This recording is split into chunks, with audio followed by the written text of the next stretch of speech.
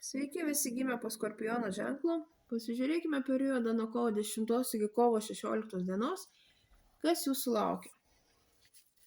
Savaitės perspektyvos, ko vengti ir patarimas jums.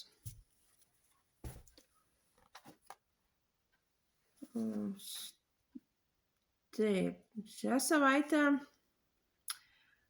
turėsite daug dirbti su savim, su savo baimėm, jas suvokti ir išspręsti. Tiesiog jūsų baimės jum trukdo gyventi, užsiimti savo veiklą ir savo reikalais. Ko vengti? Venkite pasidavimo iliuzijom. Ne visi žmonės šią savaitę, kurie jums norės būti labai geri, jūs labai girs, jie ne visi bus nuoširdūs. Venkite tokių žmonių.